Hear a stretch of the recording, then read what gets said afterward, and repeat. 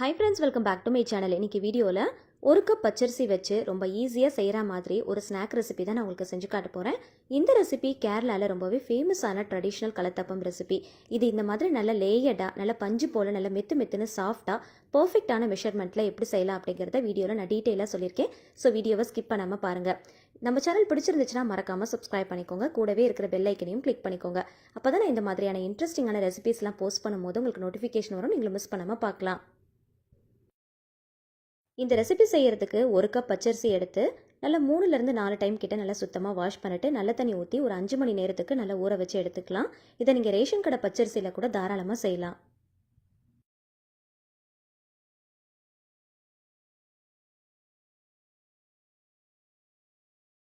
அஞ்சு மணி நேரம் கழித்து பார்த்தீங்கன்னா அரிசி நல்லா ஊறி இருக்கும். இதை மறுபடியும் ஒரு டைம் நல்லா வாஷ் பண்ணிவிட்டு இந்த தண்ணியை நல்லா ஃபில்டர் பண்ணிவிட்டு மிக்ஸி ஜாரில் சேர்த்துக்கலாம்.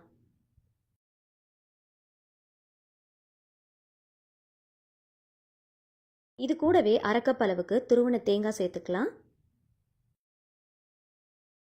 இது கூடவே 1/4 கப் அளவுக்கு வடிச்ச சாதம், வாசனைக்காக 2 ஏலக்காய், ஒரு சிட்டிகை உப்பு சேர்த்துக்கலாம். கொஞ்சமாக தண்ணி விட்டு நல்லா நைஸாக அரைச்சி எடுத்துகிட்டு வந்துடலாம்.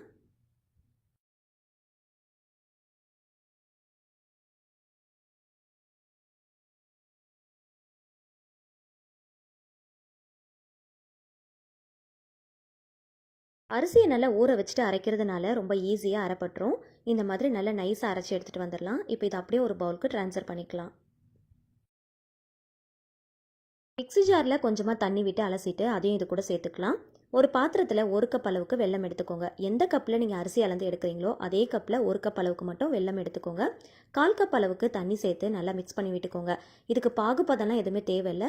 நல்லா வெல்லம் கொதிச்சு வந்தாலே போதும். வெல்லம் நல்லா கொதிச்சதும் ஸ்டவ் ஆஃப் பண்ணிவிட்டு ஆற வச்சு எடுத்துக்கலாம். இப்போ இன்னொரு பேனில் கொஞ்சமாக நெய் விட்டு முந்திரியையும் தேங்காயும் நல்லா வறுத்து எடுத்துக்கலாம்.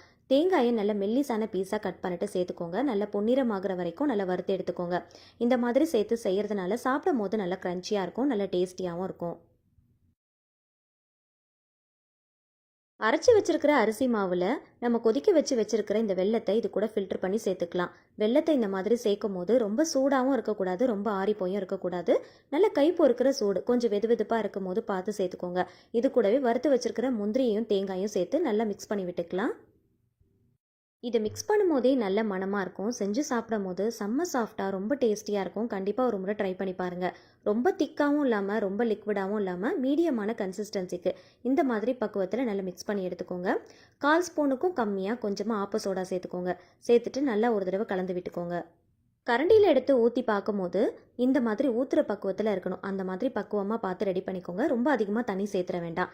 ஆப்பச்சட்டியில் கொஞ்சமாக நெய் விட்டு சூடானதோ 2 குழிக்கரண்டி அளவுக்கு மட்டும் மாவு எடுத்து ஊற்றிக்கோங்க. ஊற்றின உடனே மூடி போட்டுருங்க. ஃபுல் சிம் ஃப்ளேமில் வச்சு ஒரு 3 நிமிஷத்துக்கு மட்டும் நல்லா வேக விடுங்க. நல்லா வெந்ததுக்கப்புறம் இன்னொரு பக்கம் நல்லா திருப்பி விட்டுக்கோங்க.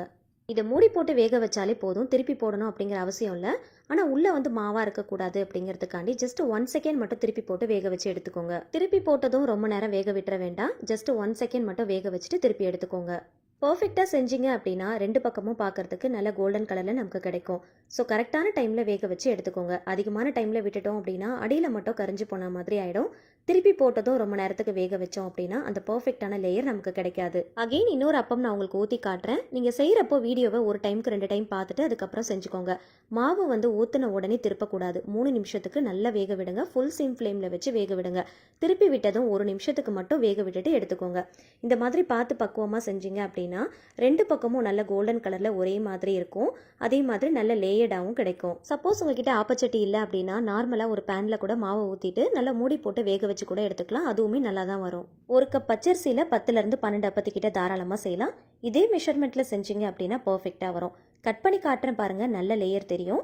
கரெக்டாக செஞ்சீங்க அப்படின்னா கண்டிப்பாக இந்த மாதிரி லேயர்டாக வரும்.